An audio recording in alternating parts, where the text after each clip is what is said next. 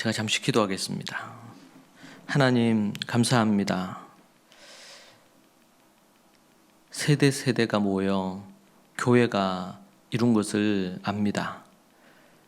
어린아이로부터 시작하여 어른의 또 노년에 이르기까지 하나님 앞에 우리가 모두 존재 하나하나로 서 있고 하나님의 뜻을 행하고자 삶을 사는 한 가족임을 다시 한번 생각합니다.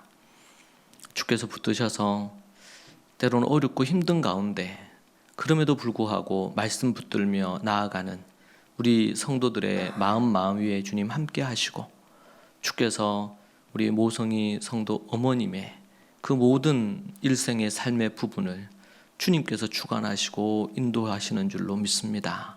아버지 하나님께서 역사하시고 인도하시며 또한 다시 한번 회복시켜 주시고 이끌어 주시기를 간구합니다. 주께서 역사하시고 인도하여 주시옵소서. 교회에 있는 모든 대구와 경기에 우리 노년의 삶을 사시는 우리 성도님들 한 분 한 분 붙드셔서 주님을 더 깊이 만나고 시몬과 안나처럼 성전에서 기도하며 하나님을 바라고 주의 재림을 소망했던 믿음의 선진들처럼 그렇게 서실 수 있도록 도와주시고, 그 믿음의 모습이 본이 되어 모든 성도들에게 또한 귀감이 되도록 인도하시고 역사하옵소서. 세월이 지나고 지날수록 말씀밖에 없고 주님이 우리를 향한 그 사랑을 알고 그 사랑을 실천하는 것밖에 없음을 갈수록 더 느끼게 되는 부분입니다. 하나님, 우리가 그렇게 살게 하여 주시고 인도하여 주옵소서. 오늘도 주의 말씀 대합니다. 예수님 이름으로 기도합니다. 아멘. 어느 한 작가가 이렇게 말을 했습니다. 우리는 일을 너무 많이 해서 탈진하는 것이 아니라 자신에게 의미 있는 일을 하기 때문에 탈진한다. 우리가 정말 의미 있다고 여기는 활동들은 우리 안에서 끝없는 생명력을 불러일으킨다. 제가 이 문장을 보면서 마음에 감동이 왔습니다. 우리는 많은 일을 하기 때문에 탈진하는 것은 아니라는 거죠. 의미 있는 일을 우리가 하지 않고 그냥 많은 일을 하기 때문에 쉽게 탈진하는 것입니다. 우리가 정말 의미 있다고 여기는 활동들은 우리 안에 계속되는 어떤 생명력과 삶의 역동성을 가져다 줍니다. 어떤 사람이 뉴스 기사에 보니까 좋은 대학을 나와서 의사로 그렇게 하다가 나이 40 중반에 그 의사의 일을, 아주 잘 나가는 의사였다 그래요. 그 일을 멈추고 한적한 시골에 가서 자신의 어떤 삶의 다른 부분을, 한 10년도 채 안 됐죠. 의사 되고 나서 그렇게 한 지가. 그런데 의사로서 그 일을 하는 것이 의미가 없는 게 아니죠. 의미가 있죠. 근데 본인에게는 그것이 하루하루 해 나간다는 것이 매우 지치고 힘들었다 그럽니다. 그러면서 몸에 이상이 생기기 시작하는 거예요. 뾰족히 어떤 병은 아닌데 그런 부분이죠. 그러면서 우울해지더랍니다. 그래서 모든 것을 내려놓고 자신의 어떤 삶의 의미를 찾고자 그렇게 한다는 기사를 봤습니다. 사람은 그냥 밥을 먹고 그냥 그렇게 호흡하며 사는 것만이 삶이라고 다 얘기하기는 어려운 것 같아요. 자신의 인생에 뭔가 의미 있는 삶이 없으면, 의미 있는 삶이 없는데 오래오래 산다는 것은 때로는 고역일 수 있다고도 하죠. 그런 의미에서 의미 있는 삶이 뭔가 우리는 생각하고 질문하게 됩니다. 또 우리는 삶이 짧다는 것을 깨달아야 비로소 우리에게 가장 중요한 일을 한다. 그렇게 또 어느 한 작가는 얘기를 했어요. 우리는 삶이 짧다는 것을 깨달아야, 그러니까 인생이 길지 않고 짧다는 것을 깨달아야 정말 중요한 일을 한다는 거죠. 인생이 짧다는 걸 깨닫지 못하면 다르게 표현하면 정말 중요한 일이 아니라 덜 중요한 일, 소중하지 않는 일에 많은 시간을 보낼 수 있다는 것입니다. 그것이 어떻게 보면 전도서가 갖고 있는, 전도서에서 우리에게 얘기하고자 하는 삶의 의미라고도 볼 수 있겠습니다. 여러분, 사람이 의미 있는 일을 할 때 행복하다고들 하죠. 의미 있는 일을 하지 않을 때 생기도 돌지 않고 기쁨도 누리지 못한다고 합니다. 누군가는 자기 하고 싶은 것을 하라고도 하고 즐겁게 할 수 있는 일을 하라고도 합니다. 이것은 어떻게 보면 의미 있는 그런 말들이라고 할 수 있을 겁니다. 그런데 성도들에게 그렇다면 의미 있는 삶은 어떤 삶일까? 인생은 그들에게 또 어떤 의미인가? 하나님이 의미 있다고 여기시는 그것은 무엇인가? 단순히 인본적으로 내가 하고 싶은 일, 내가 즐겁게 할 수 있는 일, 내가 정말 성취하고 싶은 일, 근데 이런 것들이 세속적으로는, 세상적으로는 인정할 수 있을지 몰라도 하나님께 인정받지 못한다면 그것은 참된 의미 있는 삶일까? 그렇게 우리가 다시 되묻게 되겠습니다. 그래서 우리는 성도들에게 의미 있는 삶이 뭔가, 인생이 뭔가 질문할 수밖에 없죠. 하나님은 의미 있는 삶에 대해 무엇을 말씀하시는지, 세상은 하나님이 명하시고 하나님이 원하시는 의미 있는 삶을 사는 것이 뭔가 옥죄고 신이라는 어떤 그 틀 안에 가두고 뭔가 자유롭게 뭔가를 하지 못하게 하는 부분으로 얘기합니다. 운전할 때 우리가 신호등이 우리에게 꼭 필요하죠. 신호등이 없으면 무질서해지고 때로는 사고 노출이 훨씬 더 많을 수가 있습니다. 그런데 그 신호등이 우리를 옥죄고 우리를 불편하게 한다고 생각하지 않지 않습니까? 그것은 우리를 위한 것이고 하나님께서 우리에게 주신 율법이나 의미 있는 삶, 이렇게 살아라 얘기하신 성경의 이야기들은 우리를 옥죄기 위해서, 우리를 규제하기 위해서 하나님이 두신 것이 아니고 우리를 위해서 두신 건 줄로 믿습니다. 그런 부분에서 우리는 결코 어디에 매여 있거나 이런 것이 아니고 자유로운 자유인으로서 우리는 기쁘게 하나님의 그 명령과 하나님의 말씀을 지켜 행하는 그런 존재라는 것이죠. 누군가 얘기한 것처럼 종교는 아편이다, 그런 식으로 말을 했습니다.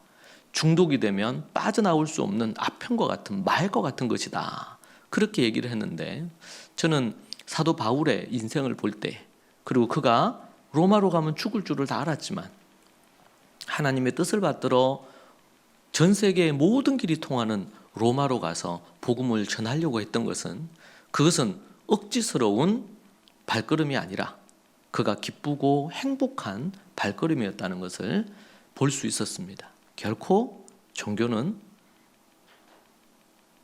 우리 신앙은 아편일 수 없어요. 마약이지 않습니다. 우리 오늘 본문이 고린도전서 13장 8절에서 13절입니다. 우리는 고린도전서 13장을 그냥 넘어가기가 좀 머뭇거려집니다. 아쉬운 것이죠. 그리스도인들에게 의미 있는 삶을 뭘까요? 첫 번째로는 사랑은 꽃이 떨어지듯이 떨어지지 않는 것입니다. 바울은 영원히 지속되는 사랑이 일시적으로 위대해 보이는 다양한 은사들보다 더 우월하다고 강조를 합니다.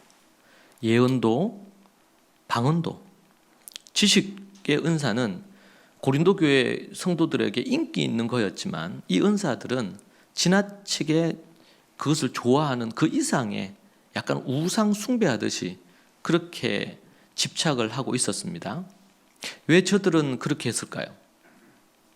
당장 눈앞에 보이고 사람들에게 드러나는 그 은사들이 의미 있다고 그들이 생각했기 때문에 그렇습니다. 그런데 거기에 바울은 찬물을 끼얹습니다. 그러한 것들이 다 의미가 없다는 겁니다. 물론 완전히 의미가 없는 것은 아닙니다. 그러나 그것보다 더한 것이 오면 그전 것은 의미를 잃어버리게 되는 것이죠. 바울은 그 은사들 자체가 성령의 선물로 우리에게 주신 좋은 것이라고 말합니다. 그런데 우리 주님이 재림하셔서 종말의 때가 오면 그 모든 것은 없어진다는 것입니다. 방언도 없어지고 지식의 은사도 없어지고 이제는 예언도 없어지는 것입니다. 그러나 사랑은 끝까지 끝나지 않고 떨어지지 않고 지속할 거라는 겁니다. 이게 원어의 의미가 꽃이 이제 때가 돼서 떨어지는 것을 의미하거든요. 이게 떨어진다는 것이. 그래서 우리 주님 재림 때가 되면 방언도 꺾입니다. 그리고 없어져요. 지식도 꺾이고 없어집니다. 예언도, 설교도, 가르침도 꺾이고 없어집니다. 천국에서는 그분 존재 자체가 바로 예언이고 말씀이니까 더 이상 천국에서는 필요치 않습니다. 그런데 영원히 없어지지 않는 것이 세 가지 있고 그 중에 제일 좋은 것은 사랑이라고 얘기를 해줍니다. 정말 의미 있는 게 뭔가 우리에게 말해주는데 이 세상은 가요나 이런 대중가요의 대부분의 주제는 사랑입니다. 사랑. 그래서 사랑이 범람하죠. 드라마도 영화도 노래도 갖가지 많은 것들이 사랑을 얘기합니다. 그런데 자세히 들여다보면 많은 대중들에게 이것이 사랑이 어떤 의미가 있다고 얘기하면서 사람을 변화시키지는 못하는 것 같습니다. 사랑에 대해서 많이 얘기하지만 사랑의 홍수 시대에 있는 것 같은데 실제 그 사랑을 진지하게 생각하고 사랑을 실천하기 위해서 우리가 노력하고 오래 참고 다른 사람께 친절을 베풀고 이러기 위해서 수고하고 애쓰고 노력하지는 않는 듯 보입니다. 이것은 교회 안에 있는 우리들도 혹여 그럴 수 있다고 생각을 합니다. 고린도 교회가 중요하게 여겼던 예언, 방언, 지식, 이 크고 훌륭한 은사들도 종말에는 다 떨어집니다. 꽃이 꺾이듯이 꺾이고 사라집니다. 그 말은 일시적인 거라는 겁니다. 그것은 영원한 것이 아니라는 말이에요. 이걸 다른 말로 표현하면 의미 있는 것은 아니다. 우리에게 필요하고 이 땅에 있는 동안 우리가 그 하나님이 우리에게 주신 은사를 잘 활용해서 해야 되지만 그러나 그것이 영원한 것은 아니다. 왜냐하면 그게 영원하고 정말 의미 있다 생각하면 거기에 자꾸 마음을 두는 거예요. 고린도 교회 성도들이 그랬던 것처럼. 그러면서 뭘 잃어버립니까? 사랑을 잃어버리는 거예요. 자신을 드러내고 이렇게 하면서 말이죠. 그것은 뭐예요? 주객이 전도되는 것이고 정말 중요한 것을 잃어버리는 거가 되겠죠. 심지어 바울이 앞에서 강조했던 예언마저도 그렇다는 겁니다. 예언의 목적은 하나님의 메시지를 전달하는 것이죠. 메시지가 전달된 이후에 예언은 때가 되면 종말에 예수님이 재림하면 그 예언도 사라진다는 겁니다. 유효기간이 있다는 겁니다. 유효기간이. 그러나 사랑은 유효기간이 없어요.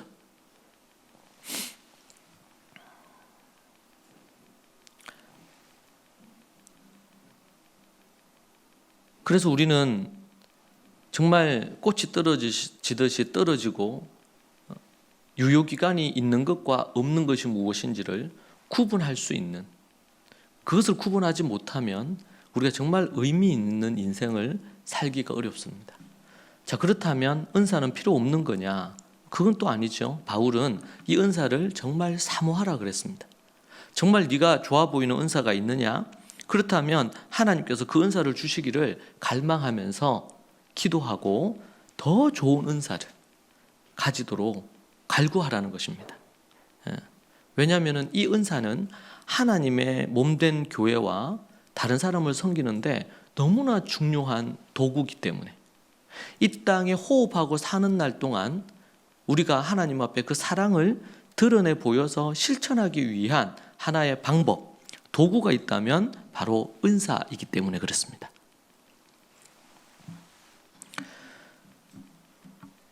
두 번째로는 이 의미 있는 삶이라는 것이 다른 사람을 섬기고 또 교회의 덕이 되고 하나님께 영광이 되는 삶을 사는 것이 의미 있는 삶입니다.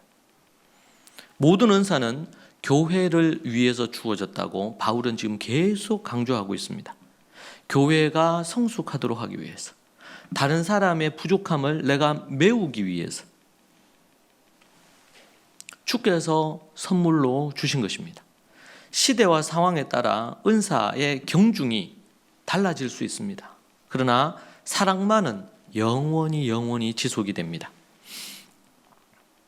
고린도 교회 성도들은 영원한 것을 추구하지 않고 일시적인 것, 눈에 좋아 보이는 것, 사람들에게 인기 있는 것, 여기에 집착을 했습니다. 우리는 잠시 멈추어서 생각해야 됩니다. 정말 우리가 마음에 두고 추구해야 될 것이 무엇인지, 물론 우리가 정말 기도하면서 하나님이 주시는 은사를 받아서 그 은사를 받은 것으로 열심으로 섬겨야 되겠죠. 그것이 하늘나라의 상급이 되고 하나님이 인정하시는 것이 되는 것입니다. 그런 부분에서 우리에게 뭐가 필요하냐? 열심이 필요합니다. 삶에 초연하다 그래서 가만히 있고 좋은 생각만 하면 되는 게 아니고 우리가 하나님 앞에서 말씀을 깨닫고 그것을 실천하는, 삶으로 실천하는, 그러기 위해서는 뭐가 필요하냐? 열심이 필요하단 말입니다. 열심히. 그러니까 우리가 뭔가 열심 있게 하지 못하게 하는 장애들이 있어요. 현대에는 이 감정이나 정서적인 부분들에 있어서 많은 이 소위 말해서 에러가 생기도록 만듭니다. 무기력하게 만들고 지치게 만들고 그렇게 해서 어느 순간인가 멈춰버리는 거죠. 기계가 막 돌아가다가 멈추듯이. 그러면서 우울함이 오기도 하고 막 그런 부분의 상황에 이르게도 됩니다. 삶의 무게가 너무 무겁거나 그것을 어떻게 이겨야 될지 잘 모를 때, 그리고 그것을 어떻게 풀어야 될지에 대한 막막함이 있을 때, 심지어 예수님을 믿는 그리스도인들도 그런 상황을 맞닥뜨리게 됩니다. 그럴 때 뭐가 상실이 되냐면 열심이 상실이 됩니다. 열정이 식어져 버리는 겁니다. 그래서 너무나 지나치게 우울하거나 이런 분들을 보면 그런 분들이 그냥 자기 방에서 안 나오는 거예요. 최근에도 제가 어느 뉴스 기사를 보니까 정말 우리 한국에서 아주 뛰어난 음악가로 그렇게 해서 어린 나이에 20대 초반에 외국으로 나갔습니다. 세계에서 쟁쟁한 사람들이 와서 공부를 했습니다. 4년 공부해서 공부를 끝낼 거를 조기 졸업을 3년 만에 졸업을 했습니다. 근데 경제적으로 어려웠기 때문에 밤이고 낮이고 일하고 그러면서 공부를 했는데 3년 만에 1년을 단축해서 마치고 한국으로 돌아왔습니다. 근데 한국으로 돌아왔는데 여러 가지로 어려운 가운데 뭔가 일을 할 수가 없는 겁니다. 세계적으로 유명한 음악가였는데 그가 한국으로 돌아와서 할 수 없는 거예요. 그런데 그가 1년 가까이를 그 고시원 방에서 지냈는데 1년 동안 밖을 안 나온 겁니다. 그러면서 어떻게 해서 알려져서 그게 이제 기사화가 됐더라고요. 때로는 삶의 무게가 너무 무거운 거죠. 이 삶의 무게를 버티기가 힘든 겁니다. 때로는 우리가 예수 믿는 우리들도 그럴 수 있습니다. 예수 믿는 우리들은 감기 안 걸립니까? 최근에 우리 코로나 안 걸립니까? 우리도 걸립니다. 문제는 그것을 어떻게 해결해 갈 수 있느냐. 그게 중요한 것이죠. 우리가 자칫 잘못하면은 그런 부분으로 정서적으로 정신적으로 어렵거나 또 아니면 이런저런 부분으로 심지어 어떤 경우는요 아프잖아요. 아프면 어떤 사람들은 그러니까 누가 아파 그러면은 필요하면은 뭐 몸에 좋은 것을 챙겨줄 수는 있어요. 근데 아픈 사람 곁에 가서 어떻게 아프지 않을 수 있는지를 많이 얘기하는 것은 별 의미가 없어요. 제가 아파 보니까 그렇더라고. 막 옆에서 뭐 어떻게 해야 되고 그런 얘기를 들으면 들을수록 내색은 못하지만 스트레스가 돼. 누가 아파요? 그러면은 힘들겠다. 그리고 위로의 부분들 한 번씩 카톡이나 문자하고 그냥 10,000원짜리 하나라도 차 한 잔 마시라고 그냥 그런 쿠폰이나 이런 거 하나 주면은 그게 제일 좋아. 근데 아픈데 막 어떤 게 어떻게 어떻다고 그러니까 필요한 정보를 주는 건 좋죠. 예. 병은 알리라 그랬으니까. 근데 너무 많은 말을 하는 것은 좀 별로 안 좋아.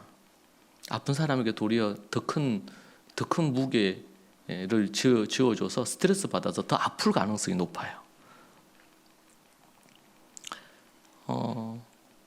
우리가 몸이 아프기만 해도 그럴 수 있는데 그게 아니고 우리 마음이 아픈 사람들이 있을 수 있거든요. 전신적으로 힘든 경우들이 있을 수도 있어요. 제가 이제 사역을 하다 보면 우리 애가 어릴 때부터 뭐 며칠 전에도 제가 상담을 했는데 애가 이제 6살, 7살 이런데 뭐 ADHD로 어렵다 이런저런 부분으로 그러니까 그런 경우에는 어머니 마음이 참 무너지거든요. 열이면 열, 내가 뭐 잘못해서 그런가? 내가 임신 때 뭘 잘못했나? 내가 언제 어떻게 잘못했나? 갖가지의 생각이 떠나지 않는 거예요. 그래서 제가 그분들하고 상담할 때 하는 것 중에 매우 중요한 것은 객관화시켜주는 겁니다. 왜냐하면 의학적으로도 그렇고 그런 경우에 그진 8, 90%는 뭐 육아의 어떤 그런 부분들이 있을 수는 있지만 그러나 병으로 나타나는 대부분의 부분은 10% 내외 외에는 80, 90%는 이 어머니의 책임이 아닌 경우가 많아요. 그게 이제 의학적으로 증명되는 게 중요한 거는 그때 뭐가 필요할까요? 이걸 어떻게 풀어가느냐가 중요하겠죠. 이걸 해결할 수 있는 방법의 부분에 초점을 두는 게 필요합니다. 그런데 다수의 많은 사람들은 어디에 그걸 두냐면 그걸 마음의 어려움으로 가져와요. 내가 그때 이런 말을 애한테 해서 그런가? 내가 그때 뭔가 애하고 좀 더 그걸 함께 해주지 못해서 그런가? 이렇게 해서 험한 생각이 그걸 지배합니다. 이 무게가 너무 무거우니까 지치고 힘들고 우울해지는 거예요. 그러면서 다른 애들하고도 비교가 되잖아요. 그러면서 또 무너져요, 마음이. 이게 뭐 자녀 관련된 그것만 그렇겠습니까? 이 땅은 자본주의 사회입니다. 누가 어떤 걸 해서 어떻게 성공했느냐 이것이 무조건 선이에요. 그것이 정의야. 성공하면. 그런데 그렇지 못하고 실패해. 그건 뭐예요? 그건 악이 되는 거고 실패한 거고 패배자가 되는 거예요. 소위 말해서 루저가 되는 거라고 이렇게 세상은 얘기한단 말이에요. 근데 성경은 우리에게 그 한 사람의 그 존재 자체가 소중하다고 얘기하죠. 그 사람이 갖고 있는 백그라운드가 중요한 게 아니야. 돈이 얼마나 있고 학벌이 어떻게 되고 그 직업이 뭐고 이런 것과 아무 상관없이 하나님은 그 존재 자체로 소중하다. 근데 우리가 태어나서 살아가면서 계속 그런 판단과 정죄와 평가가 계속됩니다. 심지어 죽을 때까지. 그러다 보니까 사람들의 마음속에 그게 진리라고 생각한단 말이에요. 그래서 여러분 갑질이 나오는 거예요. 아이들끼리도 평가하고 이렇게 하면서 합니다. 하나님이 정말 싫어하는 거거든요. 다 사연이 있고 이유가 있고 다 있거든요. 그런 가운데서는 사랑이 존재할 수가 없어요. 사랑이 한 방울도 떨어질 수가 없어요. 그런 마음에는. 하나님이 만든 인간은 하나님이 만드신 창조하신 인간은 태어날 때부터 어디 우리 노래 가사처럼 사랑받기 위해 태어났고 정말 소중하고 귀중한 거예요. 심지어 큰 장애가 있고 이런 부분으로 해서 태어났다 하더라도 주님이 얘기하죠. 이가 이렇게 태어난 것이 그 부모의 죄 때문입니까? 아니면 그 사람의 죄 때문입니까? 물론 그럴 수도 있어요. 뭐 1%도 그런 게 없다고 할 수는 없겠죠. 근데 그때 예수님 뭐라 그랬어요? 그 부모의 죄도 그 본인의 죄도 아니고 하나님의 영광을 위하여. 그가 그런 장애를 가지게 된 것이 하나님의 영광을 위해서래. 저는 이게 참 이해가 안 됐습니다. 자, 그런데 제가 곰곰이 생각해 보니까 그 장애를 가진 사람이 좌절하고 절망하고 하나님을 욕하고 저주하면서 인생을 살 수도 있고, 그 장애를 갖고 있지만 그것이 가져다 준 의미가 어떤 건지, 내가 어떻게 살아갈 것인지, 이걸 곰곰이 생각하면서 의미 있는 삶으로 만약에 나아간다면, 그런 사람들 많죠. 예, 양팔이 없고 한쪽 다리가 짧은 레나 마리아 같은 경우, 그분은 저보다 나이가 몇 살 더 많더라고요. 그런데 그 부모님이 참 훌륭한 것 같아요.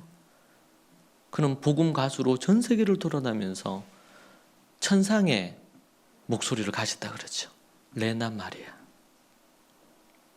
하나님의 영광을 위한 장애가 된 것입니다. 어떻게 그것을 받아들이느냐가 이게 달라지는 겁니다. 처지가 다 다릅니다. 우리가 이제 하다 보면 애들 어렸을 때 저를 만나고 또 유니스 해가지고 뭔가 이렇게 하시는 그런 부분이 있는가 하면, 이제 아이들이 많이 커서 이렇게 하면서 때로는 쉽지 않은 그 걸음을 걷는 경우들도 있습니다. 일찍부터 주님을 믿고 모태신앙이어서 믿음 생활하는 경우가 있는가 하면, 뒤늦게 예수님을 믿어가지고 믿음 생활하면서 자충우돌하는 경우도 있을 수가 있지요. 다 상황과 여건과 처지가 다 다릅니다. 중요한 것은 그때 내가 주어진 상황에서 어떻게 내가 자족하고 하나님의 뜻을 행하기 위해서 의미 있는 발걸음을 내어 디뎠느냐, 그래서 열매를 맺느냐, 하나님은 그것을 보시는 거죠. 그것을. 우리는 너무나 이 자본주의 사회에, 아니면 또 이 이데올로기적인 공산주의적인 가치에, 여기에 매몰이 돼서 크리스찬들조차도, 심지어 목사들조차도 그런 이데올로기나 사상에 빠져가지고 자본주의적인 가치를, 속물적인 어떤 그런 사고를 벗어버리지 못하는 이들이 교회 안에도 많단 말이에요. 우리가 예수님을 믿고 신앙생활을 한다는 것은 그것을 계속 벗어버리는, 때를 벗겨내듯이 벗어내는 과정입니다. 그것을 우리는 성경에서 성화라고 하고 거룩해져 가는 거라고 말하는 거예요. 우리의 생각이 바뀌고 우리의 가치가 바뀌고 우리의 마음이 달라지고. 그래서 성경은 얘기하잖아요. 우는 자와 함께 울고 기뻐하는 자와 함께 기뻐하란 말이에요. 판단과 정죄와 이런 걸 멈추고 슬퍼하는 자와 함께 슬퍼하고 우는 자와 함께 울고 기뻐하는 자와 함께 기뻐하라. 슬피 우는 자와 함께 울 때에 그 슬픔이 반감되고, 기뻐하는 자와 함께 기쁨을 함께 하면 그 기쁨이 배가가 되는 것입니다.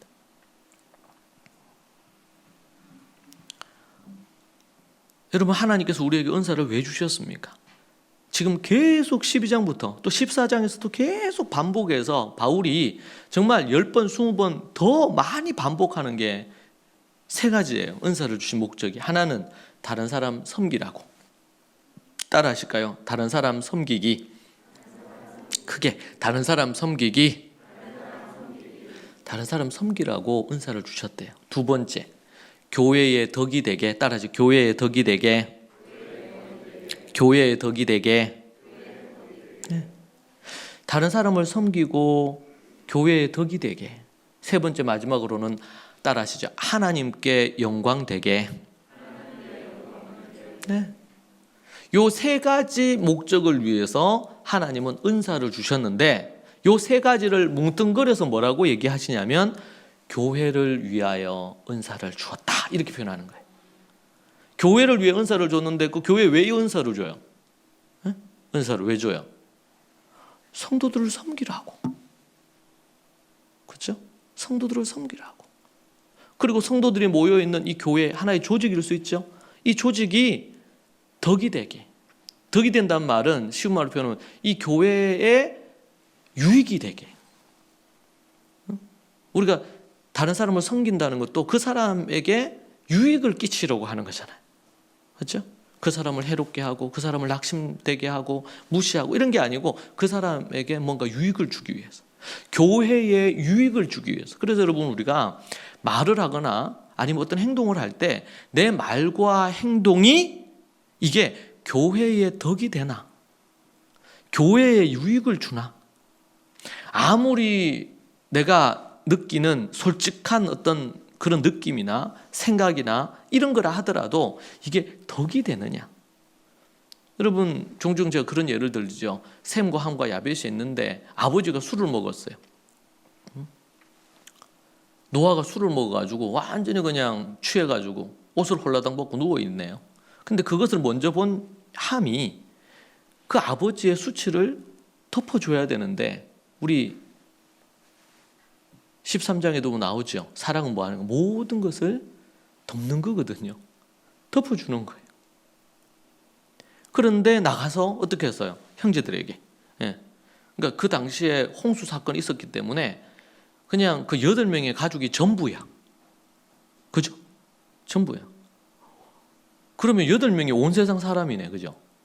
온 세상 사람들 다 떠벌린 거예요. 이 함이. 셈에게도 얘기하고 야벳에게. 그럼 어떻게 될까? 그 아내들에게도 얘기되고 어머니 귀에도 안 들어가겠어요? 근데 저는 그걸 보면 참 놀란 게, 그러면 이제 아버지가 깼잖아요. 아버지가 깼으면은 자기가 술 먹어서 벌어진 일이잖아. 자기가 그렇게 안 했으면 이 없을 일이잖아. 함이 그런 얘기 할 일도 없죠. 근데 성경에서는 이 노아를 탓하질 않아요. 하나님이 노아 불러가지고 한마디 하실 법한데 그렇게 안 하고 어떻게 하냐면 함에게 저주가 임해요. 아버지도 불러서 함 막 저주해요.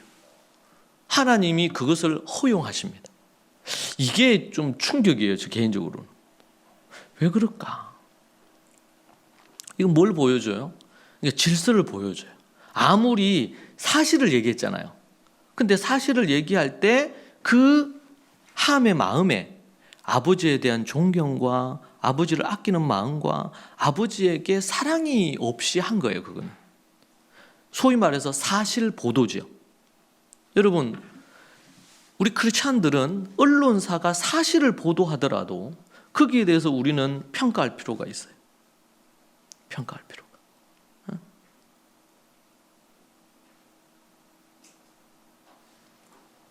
사실을 말하는 것이 다 좋은 것은 아니에요. 사실인데 다른 사람에게 그 사람의 수치스러운 사실을 얘기를 했어. 그래서 잠언에도 보면 뭐라 그래요? 남의 비밀을 말하지 말라는 거예요. 남의 비밀을, 수치스러운 비밀을 말하지 말라는 거예요. 왜? 그 말을 하게 되면 네가 화를 입을 거라는 거예요. 그걸 알게 되면은, 그 사실을 알게 된 사람이 기뻐하겠어요? 화가 나겠죠? 그러면 수단과 방법을 가리지 않고 나에게 책임을 묻겠죠. 그게 법적인 책임이든 어떤 문제든 간에. 나의 명예에 손상을 입는 거예요. 나의 명예에. 혹시 그런 일이 문제가 돼서 우리 마태복음 18장 말씀처럼 문제가 되고 교회에 유익이 안 된다. 그러면 누구야? 지도자에게 요청할 수 있겠죠. 이러이러한데 이런 부분이 염려가 되는데 저도 기도하겠습니다. 그래서 목사님이 아셔야 될 것 같아서 이렇게 얘기합니다. 오케이. 그까지는 이제 중요하고 괜찮아요. 그런데 그 말을 어디 다른데 떠벌리거나 얘기하고, 꼭 얘기할 때 그런 얘기 하잖아요. 니만 꼭 알아야 된대.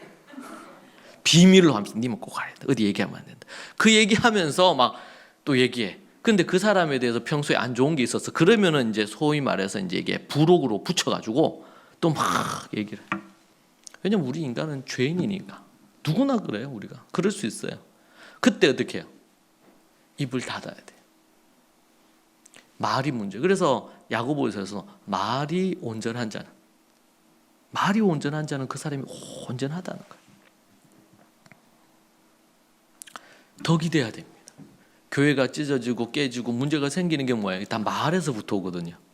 말에서부터. 교회 각양 은사를 주셨습니까? 그래서 우리는 다 조각이야. 조각 하나하나가 다 의미가 있고 완성품들이에요. 근데 그 완성품인 조각들이 모여가지고 우리가 모자이크 그 퍼즐 있잖아요. 맞추듯이. 그렇게 해서 뭐가 되는 거예요? 하나의 교회를 이루는 거예요. 교회를. 응? 어느 모자이크가 있는데 여기 있고 A가 있고 B가 여기 붙어 있어야 되는데 나는 B가 싫어. 나는 못 붙어 있어. 그러면은 이게 이제 하나가 조합이 돼서 완성품이 안 나오는 거예요. 그래서 하나 되기를 힘쓰라 이렇게 얘기하는 거예요. 왜냐하면 하나 된다는 것이 쉽지 않아요. 서로 사랑해서 만난 부부도 이게 쉽지 않잖아요. 서로 성격도 다르고 살아온 배경도 다르고 생각도 다르고 두 사람이 하나 합의를 보기가 힘들어요. 그런데 교회는 여러분이 뭐 서로 피가 섞여서 만났습니까? 주님 때문에 만나고 함께 우리가 교회가 됐는데 하나가 된다는 게 되게 어렵겠죠. 의미 있는 인생, 그것은 서로를 향하여 교회 안에서 덕이 되고 서로를 섬기고 그것이 바로 하나님께 영광을 돌리는 겁니다. 하나님이 영광을 받으시는 거예요. 그걸 사랑하는 삶이라고 얘기한 것이죠. 우리가 사랑한다 그러면 뭔가 덕이 되게 한다 그러면 엄청 크고 위대한 일을 하는 거라고 생각할 수 있는데 그게 아니고 작은 친절 하나, 따뜻한 눈빛 하나, 따뜻한 말 한마디, 누군가를 기억하면서 그 사람을 생각하며 기도하는 그 기도 한마디가 사랑입니다. 다른 사람을 향해서 배려하는, 그가 어떻게 생각이 들었을까? 어떤 마음일까? 그러면서 그 사람을 위해 잠시 1분이라도 기도할 때 그것이 사랑입니다. 그것이 계속 쌓여가지고 더 큰 사랑이 될 수가 있겠죠. 근데 각자의 은사대로 그렇게 사랑할 수 있단 말이에요. 자기 은사대로. 누구 흉내처럼 다 할 수가 없어요. 누구는 어떻게 해서 어떻게. 우리 제가 지난번에 우리 그거 할 때 모임할 때 보니까 우리 오늘 박원재 우리 성도님이 앞에 또 그것도 하셨지만 제가 곁에서 보니까 좀 꼼꼼하신 것 같아요. 그렇죠? 아닌가? 몇 마디 이렇게 얘기를 해봐도 좀 꼼꼼하고 그때도 제가 어떤 강의했는데 강의 그 PPT 오타가 있었나 봐요. 그러니까 그거 얘기해 주시더라고. 얘기 안 해줬으면 그게 오타가 있는지 없는지 제가 모를 거 아니에요. 그걸 늘 설명 있게 정확하게. 우리 김종식 성도님은 아주 음식을 잘하시는 것 같진 않은데 근데 아주 열정을 갖고 우리 시골에 계셨던 분이라 그런지 어떻게든 성도들은 먹이려고 하는 마음이 있어요. 그리고 맛도 있어요. 각양 은사들이 다 다르죠. 각양 은사들이 타고난 것도 있고 훈련된 것도 있고 그런 게 있어요. 그것을 최대한 활용해서 우리 찬양팀은 찬양을 통해 가지고 성도들의 영적인 찬양을 통해서 감격과 은혜를 얻을 수 있도록 각양 은사를 따라서 그것이 사랑하는 것입니다. 그것이 성도들을 섬기는 거고. 성도는 주보 하나를 만드는데 혹시라도 옷 하나 뭐 삐뚤어지거나 뭐 이런 게 없을까 할 수 있는 대로 또 애를 쓰고 노력하고 그렇게 해서 종이 한 장 프린트하는 거지만 거기에 사랑을 담을 수가 있겠죠.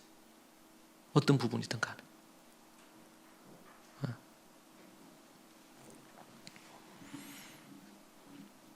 마지막으로 이 의미 있는 삶은 어른으로, 그러니까 어린아이처럼 머물러 있으면 안 되고 어른으로 계속 성장할 때 의미 있는 삶이 가능합니다. 다른 성경 번역에 보니까 11절을 이렇게 했습니다. 내가 어머니의 품에 안긴 젖먹이였을 때에는 젖먹이처럼 옹알거렸지만 다 자라서는 그러한 어린아이 짓을 영원히 버렸습니다. 그렇죠? 애가 어리고 아주 갓난아이고 이제 갓 태어나서 얼마 안 됐을 때는 애가 이제 옹알옹알 거리고 그러면은 귀엽고 사랑스러워요. 근데 다 큰 어른이 돼가지고 옹알옹알 거리면은 그 이상하게 쳐다보죠. 그런 것처럼 이제는 어린아이였는데 이제는 성장해서 어른이 되어가. 그럼 뭐예요? 어른이 돼요. 그러면 어린아이 일을 버리죠. 사랑도 그렇단 말이에요. 사랑도. 어린아이의 단계에 머물러서 자기만 알고 자기 고집대로 해야 되고 자기 생각만 다 맞고, 이런 경우는 어린아이라도 책망하고 훈계해서 고쳐줘야 되겠죠. 그런데 어른이 됐는데도 계속 자라고 성장을 해야 되는데, 오래 참을 수 있어야 되는데 오래 참지 않고 그냥 훅훅 하고 욱욱하고 말이죠. 말에 절제가 필요한데 말을 할 때 한 번, 두 번 생각하고 말하라 하잖아요. 그런데 별로 생각 안 하고 필터링 없이 그냥 툭툭 말을 뱉고, 그러면은 다른 사람들에게 상처가 되고 아픔이 될 수 있겠죠. 어린아이의 모습과 거기에서 벗어나서 이제는 어른으로, 원래 내 스타일이 그래, 이렇게 얘기하면 곤란한 거예요. 그럼 할 말이 없잖아요. 그럼 자기를 다 합리화하는 거거든. 내가 부족한데 그렇게 하려고 노력하겠다, 이 정도는 괜찮아요. 의미 있는 삶을 위해 중요한 것은 어린아이 단계에 계속 머물러 있지 않는 것입니다. 할 수 있는 대로 더 자라기 위해서 노력하고 애쓰는 것이 필요합니다. 어린아이에서 어른으로 자라가는, 흐릿한 것에서 거울처럼 흐릿했는데 더 얼굴과 얼굴을 대면하듯이 명확해지는 그러한 부분으로 서야 될 줄로 믿습니다. 여러분, 그러한 것이 우리 여러분 의미 있는 인생, 삶이라고 할 수가 있습니다. 여러분, 떨어지는 꽃처럼 떨어지는 것을 추구하며 살지 마세요. 그럴 때 의미 있는 삶을 살 수가 있습니다. 그리고 다른 사람 섬기고 교회에 덕이 되게 하고, 그리고 하나님의 영광을 위해 사십시오. 하나님이 가장 의미 있다고 생각하는 거고, 사도 바울은 자기의 목숨과 모든 것을 다 바쳐서 교회를 세우는 일에 그가 헌신했습니다. 너무나 값지고 의미 있는 인생입니다. 그리고 마지막으로는 어린아이가 아니고 어른이 갈수록 되십시오. 성인 아이라 그러죠. 몸은 성인인데 생각하고 말하고 행동하는 게 어린아이와 같아. 그것을 성인 아이라 그럽니다. 성인 아이. 이게 이제 상담이나 심리학에서도 그럴 수밖에 없었던 어떤 자란 배경, 이런 것들 얘기를 논합니다. 그런데 우리가 신앙적으로는 성인 아이가 되어서는 안 됩니다. 어린아이 단계에서 이제는 청년의 단계로, 이제는 장년의 단계로, 노년의 단계로, 어쩔 수 없이 이제는 나이가 들어서 노년으로 생을 마감하고 죽을 날을 기다리는 게 노년 단계가 아니고, 주님을 바라면서 더욱더 깊이 하나님의 사랑을 느끼고 주의 말씀 안에 거하면서 지혜를 갖고 인생을 말하는 사람들이, 그 사람들이 노인입니다.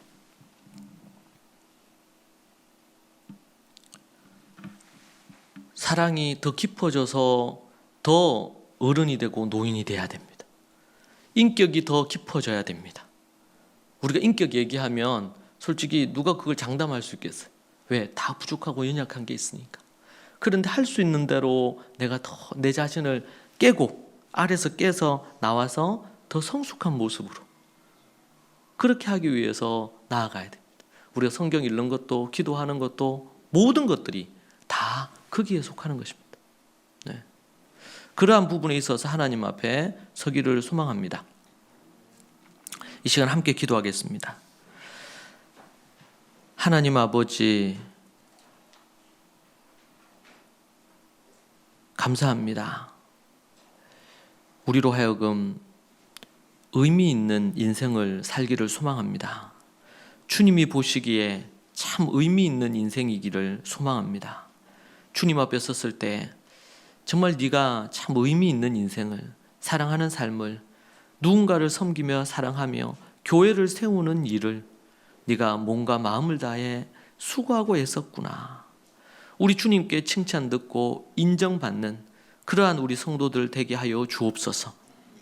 자기만 생각하고 다른 사람을 배려하지 않고 자기 뜻대로 하려고 하는 어린아이의 기질들을 다 벗게 도와주시고, 서로를 사랑하고 배려하고 위에 기도하며 그렇게 살아가는 주님이 기뻐하는 의미 있는 인생 되기를 소망합니다. 주님 도와주시고 인도해 주옵소서. 예수님 이름으로 기도합니다. 아멘.